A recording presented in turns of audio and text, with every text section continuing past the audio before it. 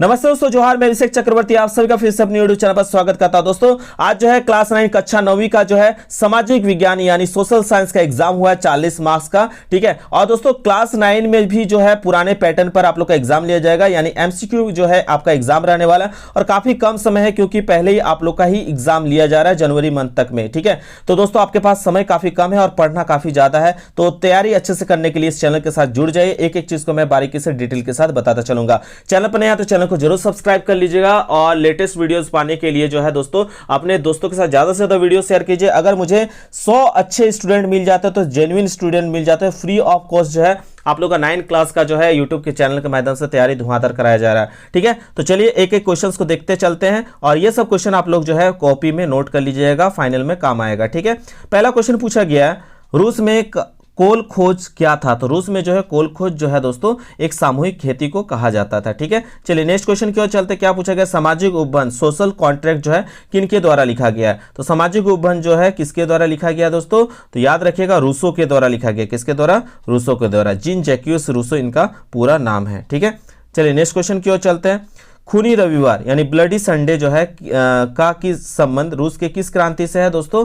तो याद रखिएगा ब्लडी संडे का जो है रूस के 1905 में हुई क्रांति से संबंधित है, ठीक है। चलिए नेक्स्ट क्वेश्चन की ओर चलते। क्वेश्चन नंबर 4, लेनिन के बाद रूसी कम्युनिस्ट पार्टी का नेतृत्व किसने किया? तो एकदम सभी को याद है, स्टालिन ने किया था, ठीक है। चलिए नेक्स्ट क्वेश्चन की ओर चलते हैं दोस्तों। इसके बाद नेक्स्ट क्वेश्चन देख सकते हैं, क्या पूछा गया? भारतीय संविधान सभा में कुल कितने सदस्य थे? तो दोस्तों याद रखिएगा कुल ऐसे में सदस्य जो है टोटल थे 389, ठीक है। लेकिन याद रखिएगा इस जब बंटवारा हुआ था तब मात्र जो है भारत में कितने सदस्य रह गए? 299, ठीक है। 299 जो है सदस्य रह गए, ठीक है। और जिसमें चुने कितने गए थे? 229 सदस्य चुने गए थे। तो कितने सदस्य रह गए थे, ठीक है, बंटवारे के बाद? 299। तो 299 आपका ऑप्शन कहां दिख रहा है? ऑप्शन नंबर सी जो होगा करेक्ट आंसर हो जाएगा। अगर कितने चुने गए पूछता तो 229 करेक्ट होता, ठीक है। चलिए नेक्स्ट क्वेश्चन की ओर चलते हैं। नेल्सन मंडेला कहां के नेता थे? तो कहां के नेता थे? साउथ अफ्रीका जो होगा करेक्ट आंसर हो जाएगा, ठीक है। इनको जो है कितने वर्ष तक जेल में रखा गया था ये भी नीचे आप कमेंट करके बताइएगा, ठीक है। चलिए नेक्स्ट क्वेश्चन की ओर चलते हैं। क्या पूछा गया? संविधान भारत का कौन सा भाग जिसे संविधान का आत्मा कहा जाता है? तो संविधान का आत्मा जो है किसे कहा जाता है? खाली लिखा गया है तो आप याद रखिएगा प्रस्तावना को, संविधान की प्रस्तावना को संविधान का आत्मा कहा जाता है। इन द प्रेम्बल जो है आपका हमारे देश का जो प्रस्तावना है उसी को संविधान का आत्मा कहा जाता है, सोल ऑफ कॉन्स्टिट्यूशन कहा जाता है। लेकिन यहाँ और एक बात ध्यान रखिएगा, अगर BR अम्बेडकर के अनुसार संविधान का आत्मा या हृदय या आत्मा किसे कहा जाता है, तब आपका जो होता आर्टिकल 32 कितना होता? आर्टिकल 32 यानी अनुच्छेद 32 जो कि क्या कहता है? संवैधानिक उपचारों का अधिकार, ठीक है। अनुच्छेद 32 संवैधानिक उपचारों का अधिकार जो है ये अनुच्छेद 32 को किन्होंने संविधान का हृदय और आत्मा कहा था?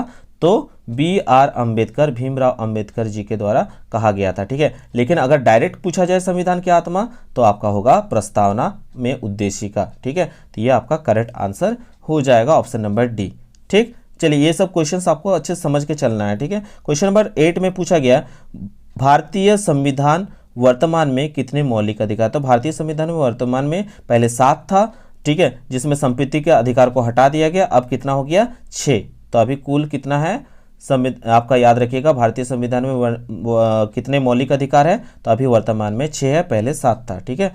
तो किसको हटाया गया वो भी याद रखिएगा, किसको? आपका संपत्ति के अधिकार को।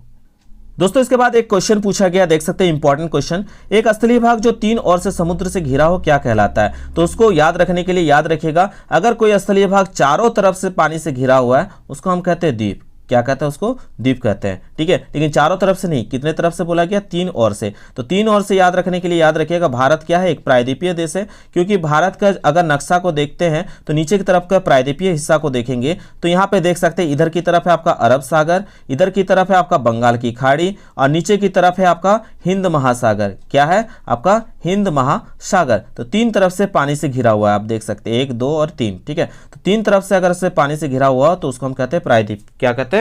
प्रायद्वीप। और 4 तरफ से घिरा रहे तो द्वीप, लेकिन हमें 3 तरफ से पूछा गया तो आपका होगा यहाँ पे प्रायद्वीप जो होगा करेक्ट आंसर हो जाएगा। मैंने किन 2 समुद्र का बात किया आप नीचे कमेंट करके जरूर बताइएगा। चलिए आगे क्वेश्चंस को देखते हैं। क्या बोला गया?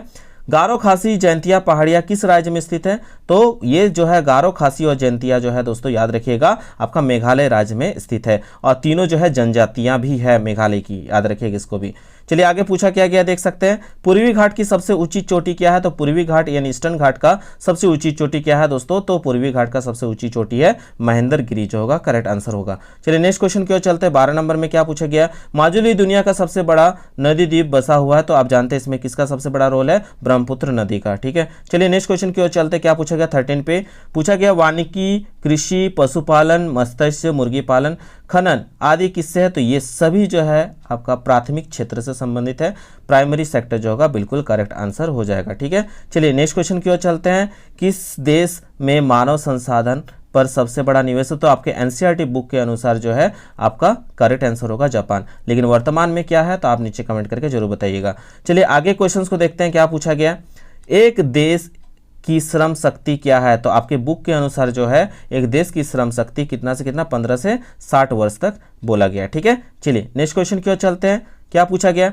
महात्मा गांधी राष्ट्रीय रोजगार गारंटी अधिनियम, जिसमें जो है 100 दिन के रोजगार का गारंटी दिया जाता है। अगर 100 दिन का रोजगार नहीं मिले तो सरकार उस पर जो है जितना मजदूरी बनता है वो देती है आपको। ठीक है, तो यहाँ पे 100 दिन का रोजगार का गारंटी जो है अधिनियम कब जो है आया था? तो याद रखिएगा ये आया था आपका ऑप्शन नंबर डी बिल्कुल करेक्ट सोचे हैं, सितंबर 2005 जो होगा करेक्ट आंसर हो जाएगा। ठीक है, तो इस तरह से 16 क्वेश्चंस को हमने क्लास 9 का कंप्लीट कर लिया। आप बताइएगा 16 में से कितना करेक्ट हुआ है, और डिटेल से पढ़ने के लिए आप हमारे चैनल के साथ जुड़ जाइए, और प्लीज़ इस वीडियो को ज़्यादा से ज़्यादा शेयर कीजिए। मुझे बस 100 बच्चा चाहिए पढ़ने वाला। अगर रेगुलर रहेंगे तो आप लोगों की लाइव क्लास, रिकॉर्डिंग क्लास, सभी तरह की क्लासेस चलेगी, वो भी फ्री ऑफ कॉस्ट, 1 भी रुपया आपको नहीं लगेगा उसके लिए कोई भी पैसा। ठीक है, प्लीज़ इस चैनल को ज़्यादा से ज़्यादा सपोर्ट कीजिए, प्यार कीजिए, और ज़्यादा से ज़्यादा दोस्तों के बीच शेयर कर दीजिए, ताकि मुझे मोटिवेशन मिले और मैं आप लोगों के लिए लगातार वीडियोस अपलोड करता रहूं। आप लोग नीचे कमेंट करके बताइएगा आपको किस सब्जेक्ट में दिक्कत होती है, मैं उस पर अगला वीडियो लाने की जल्द से जल्द कोशिश करूंगा।